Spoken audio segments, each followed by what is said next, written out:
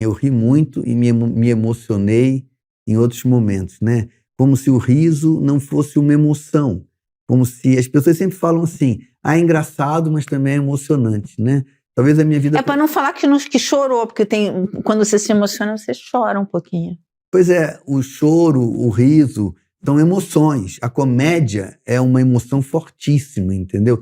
A comédia em si comovente. Eu sempre imaginei que essa distinção muito rígida entre o cômico e o dramático, ela é uma coisa acadêmica, é uma invenção, digamos assim, acadêmica. Quando você está em cena, estas coisas coabitam no mesmo momento e produzem, na minha maneira de perceber o fenômeno do teatro, uma emoção muito mais completa do que aquela, eu chorei, eu me emocionei, eu ri, depois eu chorei. Não, você simultaneamente foi arrebatado por uma profusão de sentimentos, que eventualmente se manifestaram em você num choro, eventualmente num riso, eventualmente até num tédio, sabe? Às vezes eu vejo uma pessoa na plateia assim, com um olhar entediado, eu aprendi a compreender que aquela pessoa está em algum momento, que ela não está necessariamente rejeitando o espetáculo. O espetáculo produziu nela... Tem pessoa entediada na sua plateia? Num momento de introspecção, eu diria, com uma aparência de entediado, mas que a pessoa está... Porque eu faço peças assim, as pessoas vêm falar comigo, vi tua peça há 30 anos atrás. Aí a pessoa me diz assim, aquela coisa do sofá, a pessoa guarda um fragmento, um modo como uma obra de arte influencia ou toca alguém, é algo que o próprio artista não tem o menor controle, entendeu? Eu também aprendi isso, a não querer controlar o modo como alguém usufrui da obra.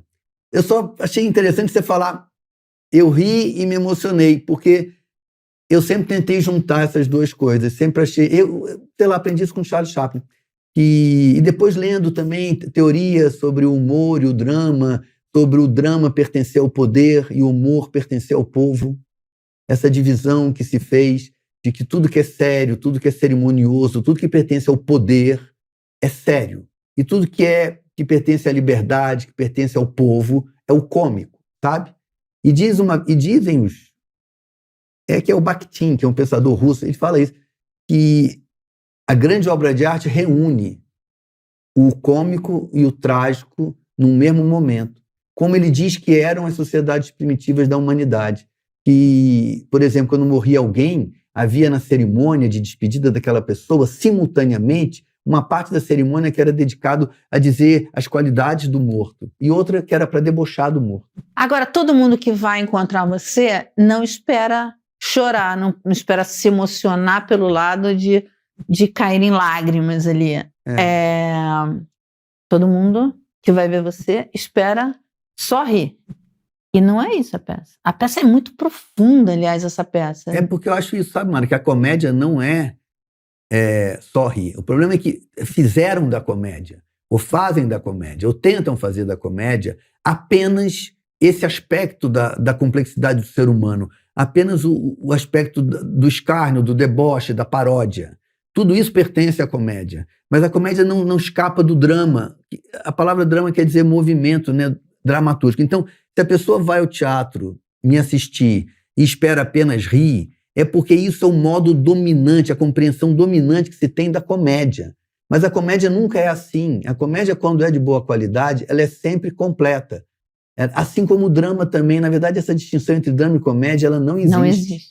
O Hamlet, que é tido e havido como uma tragédia. Pois bem, o Hamlet, para não ser assassinado pelo próprio tio e pela mãe, tem uma hora que ele finge que está maluco. Isso é uma situação cômica. Ele finge que está maluco. O próprio ser ou não ser, eis a questão, toda aquela pergunta. Uma hora ele fala assim, será que eu devo me matar?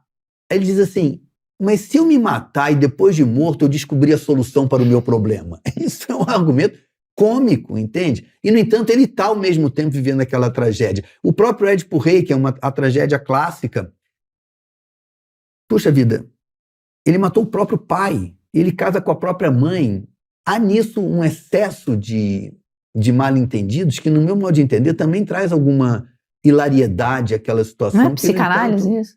Total. Depois da psicanálise é que foi sentar ali, né? Mas o mito se constituiu ali. Então, eu tenho muita resistência em em viver o meu trabalho, o trabalho dos outros colegas, com essa distinção muito absoluta entre comédia e drama. E, de fato, compreendo. A pessoa que vai lá talvez vá imbuída dessa concepção equivocada de que a comédia é apenas algo que vai produzir apenas hilariedade e não vai produzir introspecção, reflexão e, eventualmente, até um sentimento de autopiedade ou de autocomoção com algum ponto da história que seja especialmente sensível para alguém. Eu fui ver sua peça em Lisboa com alguns amigos. Amigos portugueses e amigos brasileiros. E os brasileiros olhavam, esperavam encontrar o Agostinho.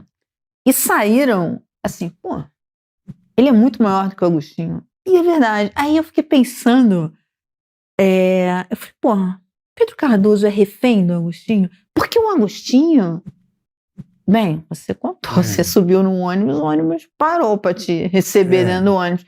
Enfim, você aqui, Agostinho é idolatrado. Na internet ele está em todos os lugares. E na sua peça, nos seus textos, na sua performance, na sua interpretação, na sua atuação, não tem nada do Agostinho e mostra um grande ator ali. Como é que é a sua relação com o Agostinho? Eu não posso responder aceitando esse elogio todo. Não tem que fazer. É ótima, assim, eu acho que o Agostinho ele se tornou, de certa forma, um ícone pop. Assim, ele escapou do meu controle. Ele, a princípio, é um personagem dentro de uma dramaturgia. Ele não existe sozinho. Ele existe em função daqueles outros personagens e da história que está sendo contada, né? Ele é inicialmente aquilo. Por razões que eu desconheço, que eu não sei exatamente bem quais foram, ele foi capturado pelo povo brasileiro e ele passou a ser um ícone de algumas coisas. E muita gente usa ele para se expressar através dele, entende? Eu me mantenho, como se diz, um pouco alheio ao que se passa com o Agostinho que o povo pegou para si. Eu fiz aquele Agostinho das cenas. Aquilo foi o que eu fiz. O que agora é feito dele não me cabe controlar, não me cabe nada. Agora, eu tenho orgulho, eu fico vaidoso. Eu acho que o fato de eu ter conseguido fazer um personagem que tornou-se um arquétipo é uma glória para um ator. Todo ator, quando atinge esse momento em que o trabalho dele se arquetipa não, deve ter um jeito certo de falar isso, se torna um arquétipo, é porque você atingiu o reino sublime do simbólico. Você saiu do realismo, saiu do naturalismo das coisas e você atingiu isso que é muito difícil de chegar, que é o lugar da poesia, que é o lugar do simbólico, sabe? Eu acho que o Agostinho, e os outros personagens também, porque o Agostinho existe naquela correlação de forças. Tudo bem, mas os outros personagens, nenhum dos outros personagens da Grande Família, a Grande Família tem uma história na televisão, mas o Agostinho, ele ultrapassou nenhum outro personagem da Grande Família alcançou, por exemplo, hoje, a sobrevida que alcançou Agostinho. Não sei nem se é sobrevida a palavra, mas ele está em todos os lugares. Tá. Ó, Pedro chegou atrasado aqui, porque ele se perdeu em São Paulo. Aí ele entrou no ônibus. Ele pegou um ônibus para vir para cá. Conta. Não, me acontece. Eu entrei no ônibus e eu não tinha dinheiro para pagar, não tinha nada, mas eu falei para o mundo, eu estou indo para entrevista, estou atrasado. Aí eles me chamam assim, às vezes me chamam seu Agostinho. É muito engraçado. E o personagem, ele... E você entrou no ônibus, e o motorista entrou, e todo mundo... Eu não sei explicar. Entende? Eu não aceito isso. Eu nunca me comporto como alguém que mereça essas deferências, entende? Ok, Pedro, ok. Mas existe uma coisa dada. Agostinho é um cara que, por exemplo, Marco Nanini, um grande ator, maravilhoso, e que fez e que faz várias coisas, ele não é sinônimo do Linneu. Mas se eu entrar com ele no ônibus, vai entrar... Aí tudo bem. Aí vamos esperar o restante da Grande Família. Ok, aí sim, se vocês estiverem juntos. Mas ele não é, você é. Entende? Eu não sei te responder, eu não sei. Na verdade, isso é uma coisa tão maior do que eu sou capaz de dominar, que eu realmente não sei o que fazer com isso. Eu queria terminar com o Agostinho, acabamos começando pelo Agostinho. Agora eu queria falar do recém-nascido. De onde vem, porque você conta enfim, sem dar spoilers, mas você conta, na verdade, a condição humana desde o útero, enfim, até... E você toca em questões muito profundas que nós estamos vivendo atualmente. Quanto tempo tem o recém-nascido? 1 ano e meio, mais ou menos. Essa vai ser a segunda temporada em São Paulo. O recém-nascido surgiu na minha imaginação de uma conversa que eu estava tendo com a Graziella, com quem eu vivo, com a Graziella Moreto, e ela tem uma inteligência muito perspicaz. E ela falou assim, referindo ao Donald Trump e a outros políticos que se comportam no poder de uma maneira muito assim, que a gente fica vendo que é esquisita, mas não consegue dizer o que é esquisito. E ela falou assim, a dinastia do bebê chorão. Aí eu entendi, falei, nossa, isso é muito bem pensado, é a permanência de um bebezinho dentro de um homem adulto, entendeu? Que fica se manifestando e que fica impondo ao adulto demandas de um bebê. Eu falei, puxa, isso é uma dramaturgia maravilhosa, esse bebê que permanece dentro da pessoa. Em alguma medida, dentro de todos nós, permanecem demandas da infância, da primeira infância. Dizem os psicanalistas e tudo que isso é muito formador de quem a gente é na vida adulta e tal. Aí eu imaginei isso como dramaturgia, entende?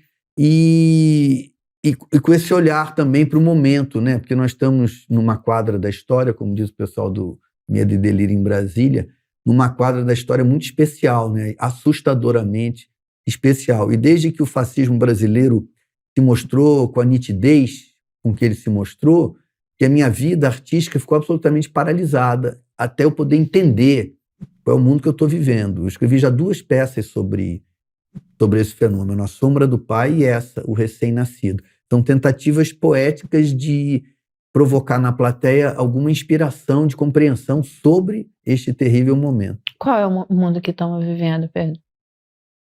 É difícil até definir, mas é um mundo de definição despudorada, né, do autoritarismo e da mediocridade no poder. Como se a mediocridade na gente não suportasse mais as demandas tão exigentes do saber e se rebelasse contra o saber e falasse, não, pera lá, a espontaneidade é que vai ficar no poder e não o saber.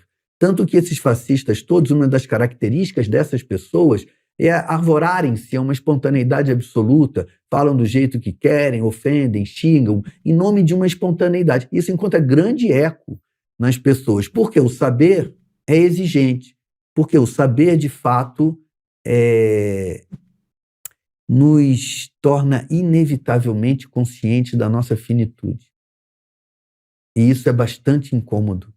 Então, para evitar a sensação permanente da finitude, a ignorância se disfarça de espontaneidade e busca o poder para então legislar um mundo que seja assim, um mundo em que não se tome vacina, para dar um exemplo bem evidente, porque é trabalhoso tomar vacina sabendo que de fato havia um risco. Claro que havia um risco, mas era uma questão racional. O risco da pandemia era maior que o risco da vacina, infinitamente maior. Então, eu, por exemplo, não tive dúvida. Eu tomei a vacina, dei a vacina nas minhas filhas menores de idade, sobre quem eu ainda tinha autoridade. E todas tomaram, até as outras, as mais velhas. Mas era uma inquietação. Agora, se Deus diz que não precisa tomar vacina, não tem inquietação. Se existe um ser superior que decide por você o que você tem que fazer, não tem inquietação. Mas Deus não disse que não tem que tomar vacina. Não, mas algum ser humano diz que Deus disse. Falsos intérpretes da vontade divina surgem a todo dia. Cada quarteirão que você passa tem uma porta de uma falsa igreja oferecendo uma falsa leitura. Ontem eu ouvia no rádio uma coisa alucinada, um sujeito falando que Abraão pagava dízimo, que o dízimo é anterior à Bíblia. Uma conversa sem pé nem cabeça, mas que para a pessoa que não quer conhecer... Eu faço muito essa experiência. Para muitos cristãos eu dou uma tradução da Bíblia do professor Frederico Lourenço, que eu adoro, que tem umas explicações sobre itens da tradução que terminam por ser extremamente elucidativas das circunstâncias em que certas passagens do Evangelho se deram. Nenhum deles lê. Cristão, eu dou a Bíblia na mão do cristão. Ele não quer ler. Ele quer acreditar na sandice que é dita pelo autonomeado pastor. Ele não quer fazer o esforço intelectual de penetrar num texto complexo como o texto dos Evangelhos. Ele quer apenas a ilusão, ele não quer nem a realidade do cristianismo. Ele só quer o mecanismo. Se você gritar, se você botar a tua mão para cima e ficar dizendo Jesus, você se cura de um câncer. O cara quer acreditar nisso. Teu saber E a humanidade, nos últimos 300 anos, desenvolveu uma quantidade de conhecimento que nunca antes na história a humanidade tinha conseguido tanto conhecimento em tão pouco tempo, a partir do método científico, do desenvolvimento das tecnologias. É muito conhecimento. Eu acho que isso soterrou as pessoas. Eu não vejo explicação. Você é cristão? Não. Quer dizer, sou nascido e criado culturalmente dentro do cristianismo. Eu não sou cristão, mas tenho muito mais respeito por Jesus Cristo do que 90% dos cristãos. Mas leu a Bíblia. Li, um livro maravilhoso. Mas não li buscando misticismo, li buscando informação histórica e ter contato com o pensamento de uma pessoa que, no mínimo, merece a nossa atenção, porque em torno dele, coitado, se fundou tudo que a gente vive no Ocidente. Então, quem não lê a Bíblia é um despreparado para a sua contemporaneidade. Então, eu fui ler. E quando encontrei essa tradução, que é uma tradução de muito boa qualidade, feita diretamente do grego, aí li, inclusive, com alegria, porque era um texto agradável de ler. Mas leio sem religião.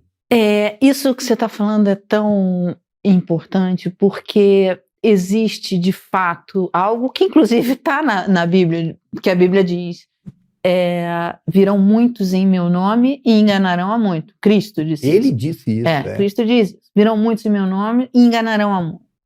E o que a gente vê nessa pregação desvairada é que essa pregação diz coisas, inclusive, contrárias ao que disse Jesus Cristo.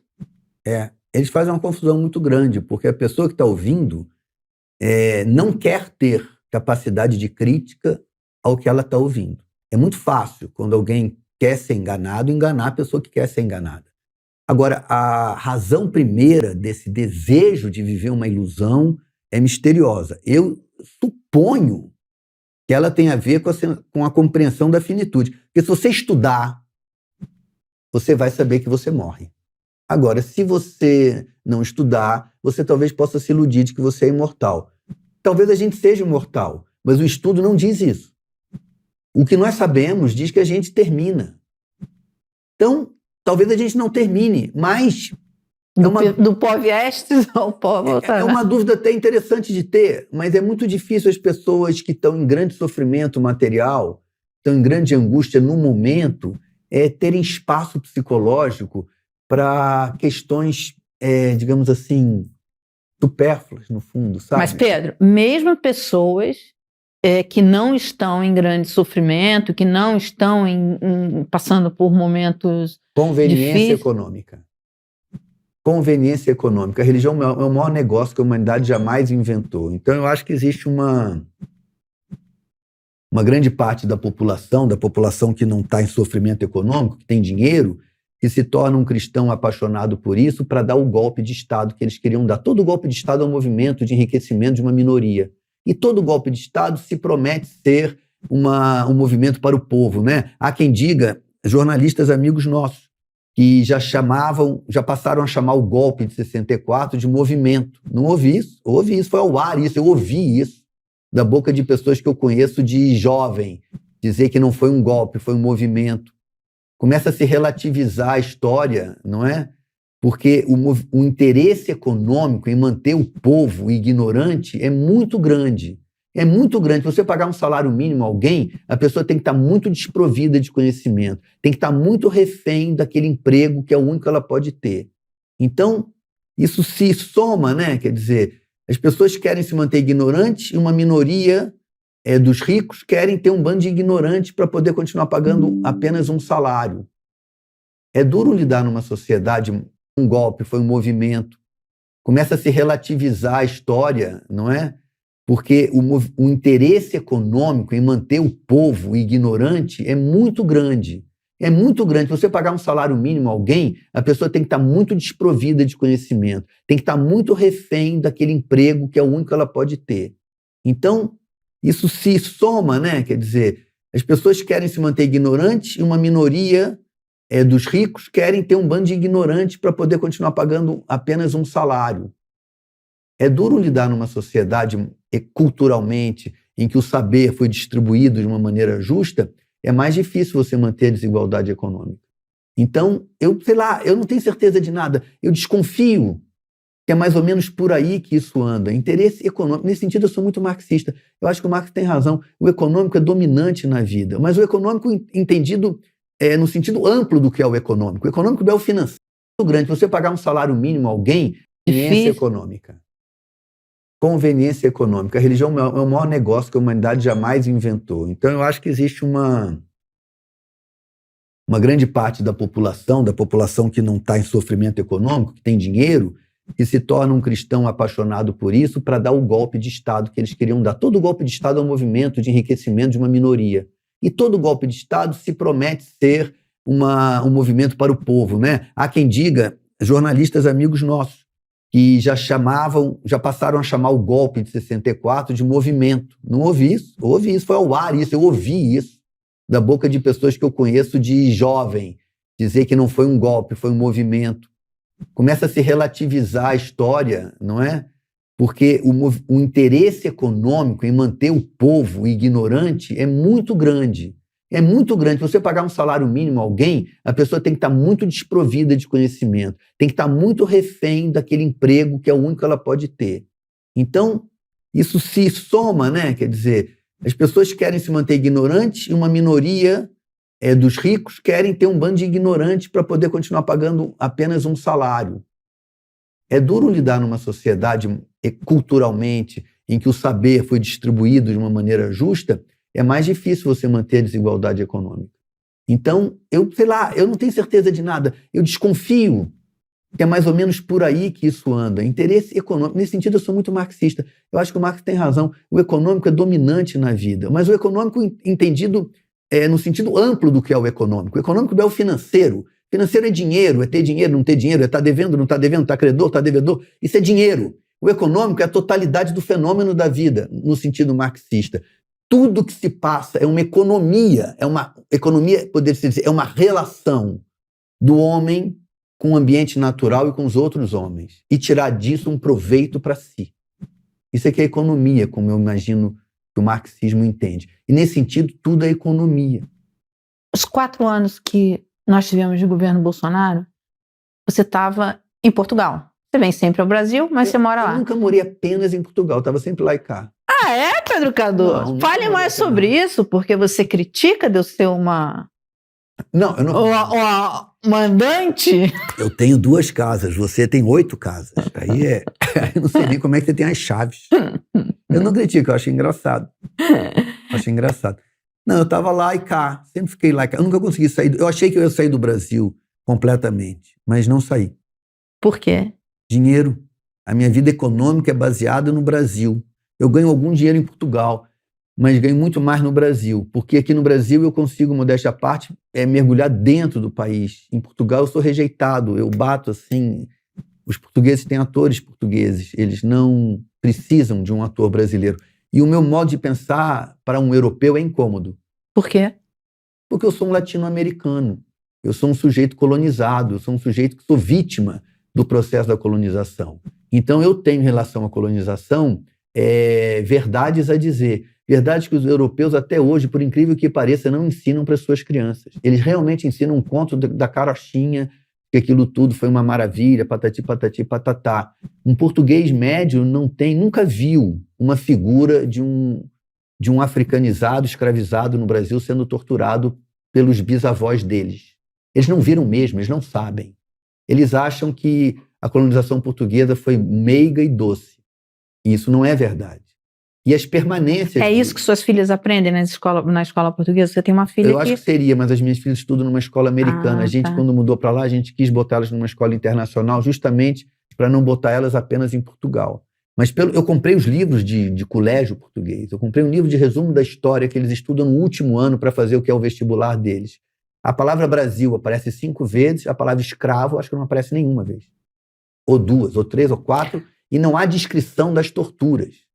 É tudo como se fosse um fato assim, não sei explicar, uma coisa branda, uma coisa suave. Agora você falou que não acolhe o artista brasileiro, não português, enfim, mas o seu espetáculo estava lotado. Eu tenho muito público português, tenho orgulho disso, entendeu? Mas digo assim, o mercado de trabalho português Qual é o papel que ele tem para um ator brasileiro? Entendeu? Não há muitos papéis para um ator brasileiro. A televisão portuguesa também vive um momento, que é o momento que ela tem que viver, que é o momento da relação dela com o seu próprio público. Eu não vejo muito o que eu poderia fazer lá. Os povos têm seus artistas. É muito difícil ser o artista de um outro povo. Eu não sabia isso, eu descobri isso lá. Entende? Quando eu vejo assim o show da Taylor Swift e vejo o mundo inteiro, pelo menos o mundo ocidental, se jogando aos pés daquilo, e eu fui ver um show outro dia desse tipo, grande assim, é um acontecimento muito desprovido de verdade, é um acontecimento muito formal, é um acontecimento de grandes estádios, na verdade é uma televisão ao vivo. Você não vê nada, aquilo é filmado, os comportamentos tanto do público quanto do artista são pré-determinados, ela faz todos os dias igual, não há um contato verdadeiro, até porque não há como ter um contato verdadeiro com 60 mil pessoas. Tudo é meio falso, sabe? É a indústria do big show. Não é muito verdadeiro. Porque se fosse verdadeiro, dava errado. Nós não temos nada a ver com a Taylor Swift. A Taylor Swift não tem nada para dizer a nós brasileiros, entende? Agora ela vem aqui e ela lota porque os comportamentos são pré-fabricados dentro de nós pela indústria do entretenimento estadunidense, que é muito poderosa. Aí você vai lá e você se ilude, igual você ir numa igreja e iludir que está ouvindo a palavra de Deus. É muito parecido esse fenômeno de viver coisas falsas, mas você está predisposto a que aquilo seja verdade para você. Entretanto, se a Taylor Swift sentar num banquinho e pegar um violão, é capaz que ela toque o coração de algum brasileiro, entende? Nessa simplicidade da relação. Mas aquele mega show, aquilo não é nada. Você entra e sai igual. Eu acho. Eu nunca vi um show da Taylor Swift, então não sei te dizer como é que é. Mas movimenta inclusive a economia. Muito. Diz que tem a inflação da Taylor Swift, onde ela vai, a inflação sobe. Sobre o Brasil, Pedro, como é que você está vendo o Brasil? Quer dizer, Bolsonaro quase foi reeleito, a eleição do Lula se deve a uma frente ampla, muito ampla mesmo. Pessoas que não comungam com as ideias dele, nem na parte econômica, nem na parte... Enfim, são críticas a ele, votaram nele. Como essa frente que foi a frente capaz de impedir Bolsonaro de se reeleger. E ficou muito próximo. Como é que você vê isso? Você vê um risco da volta do Bolsonaro? Qual é a sua avaliação sobre o governo Lula? Temos 3h30 para responder. Essa pergunta foi enorme. Você tem que estrear daqui a pouco. Mário, é complexo, assim. Eu acho muitas coisas, não tenho certeza de nenhuma delas, assim. Primeiro, eu acho que nós perdemos a eleição. É uma ilusão achar que nós ganhamos. A gente elegeu um cargo, o gerente do executivo. Mas a gente perdeu o Congresso para eles. Eles ganharam o Congresso. Tem um Congresso de maioria deles. Os maiores partidos no Congresso são deles. Então a gente perdeu a eleição, a gente não ganhou. A gente está segurando no Poder Executivo a pressão terrível que eles estão fazendo no Congresso. E o Supremo Tribunal Federal, com os ministros que não foram indicados pelo Jair Messias, estão lá também tentando segurar alguma legalidade. Um processo todo ele, obviamente, muito complexo, muito cheio de buracos, né? Assim, com os três poderes mal acomodados e tudo isso funcionando muito mal. Eu acho que o Lula é a melhor esperança que a gente tinha. Eu acho que o PT fez um trabalho bastante ambíguo no Brasil. Acho que o PT trouxe coisas muito boas quando chegou ao poder, entretanto, acreditou no poder. O poder é sempre ruim. Eu sou quase um anarquista. Eu gosto do Estado, mas eu sou um anarquista com o Estado. O poder é sempre ruim. Acho que o PT não mexeu no poder. E acho que qualquer força política que chegue ao poder e não mexer no poder vai continuar fazendo mau uso dele. Por exemplo, sempre uma coisa assim boba. Quando um deputado se elege, um deputado ele é um mero representante. Ele não está lá para votar de acordo com a vontade dele. Em tese, ele está lá para meramente apertar o botão de acordo com a vontade de quem elegeu ele, entende? Entretanto, a disfuncionalidade do processo político faz com que o deputado, ao ser eleito, passe a ser alguém que agora ele faz o que ele acha que deve fazer e não o que ele foi posto lá para fazer por quem botou ele lá. Então, nenhum programa é eleito. São eleitas pessoas. Isso é extremamente ineficiente do ponto de vista do espírito democrático. O espírito democrático, o povo tem o poder. Mas a própria construção da frase inaugural da democracia, na minha opinião, já é ruim. Todo poder emana do povo. Não emana, ele permanece no povo. A ideia de que ele emana dá nisso. De transferência do De poder. transferência para o representante. Mas, Pedro, a gente teve exemplos recentes de que quando há uma mobilização na sociedade, impede-se. Eu concordo com você, o Congresso, exatamente. O Congresso foi eleito por pessoas que aquela. É muito fácil, é mais fácil manter o poder pelo Congresso do que pelo Executivo.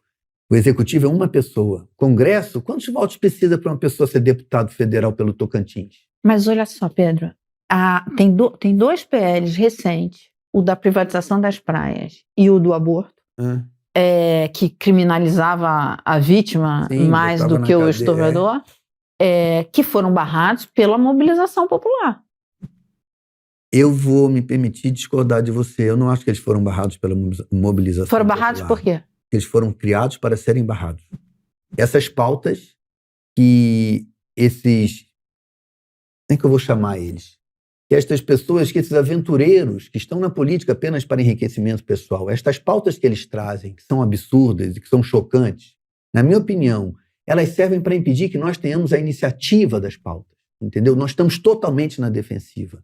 Nós não sabemos que país queremos.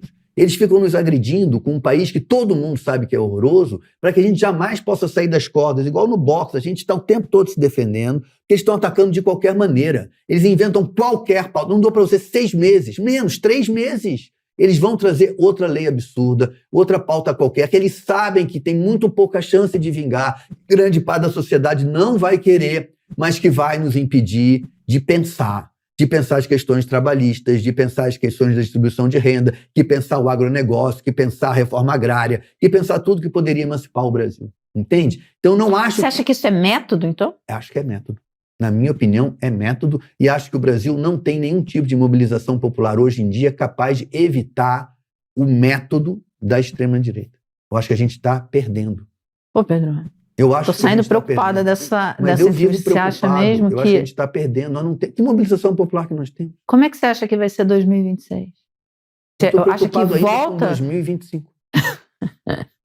Eu acho que o Brasil segue no mesmo caminho de não alterar sua compreensão de como a política deveria funcionar. É uma compreensão ainda cristã. O outro espetáculo que eu escrevi, A Sombra do Pai, é sobre essa transferência para a vida em comum do mito do Messias Salvador. Nós vivemos ainda nessa esperança do Messias Salvador. Seja o Lula, ou seja Jair Messias, ou seja quem for. Isso é mentira. Agora venceu na Inglaterra hoje o Partido Trabalhista. Eu vi a foto da comemoração dos trabalhistas. Parecia uma foto de um campeonato de futebol. Ele não ganhou nada. Ele conseguiu um emprego. Entende? É uma diferença muito grande. Se você vai ser primeiro-ministro, é um emprego. Você foi aprovado para um emprego. Ele ainda não ganhou nada. Se ele fizer bem algumas coisas do emprego dele, ele talvez ganhe alguma coisa. Mas a política vivida assim, religiosamente, na busca incansável de um Messias libertador, sempre fracassará. Sempre. Eu concordo com você. Existe um anseio, uma necessidade de se encontrar um salvador. Isso não existe. É falso. É falso, não no sentido místico, é falso nas relações da economia.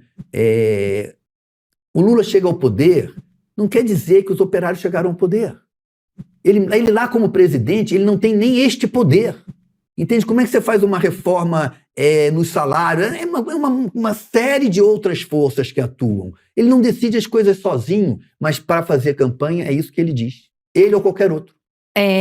Pedro, a gente vê agora os Estados Unidos uma perspectiva de volta de Trump, principalmente por conta do Biden, da idade do Biden, e depois do último debate, então veio foi um desastre. Eu espero que ele saia. Como é que você vê... Eu estive aqui conversando com o Rubens Recupero, que tem 82 anos e tal, e eu perguntei para ele, como é que você...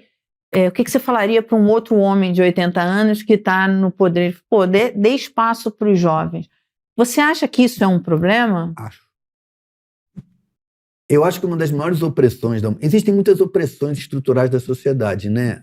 Eu achava que a primeira delas, a fundamental, a sob qual todas as outras se erguem, era do homem sobre a mulher, ou do masculino sobre o feminino, porque também é uma opressão na própria pessoa do sexo masculino, há uma opressão também do feminino que há nele. Eu achava que era esta. Hoje eu já acho que não, que há uma outra que é anterior ainda a esta, que é a opressão do adulto sobre a criança. Por isso que eu escrevi também essa peça, O Recém-Nascido. Educar é inevitavelmente um processo de repressão. Então, o equilíbrio entre reprimir e, ao mesmo tempo, respeitar e dar autonomia para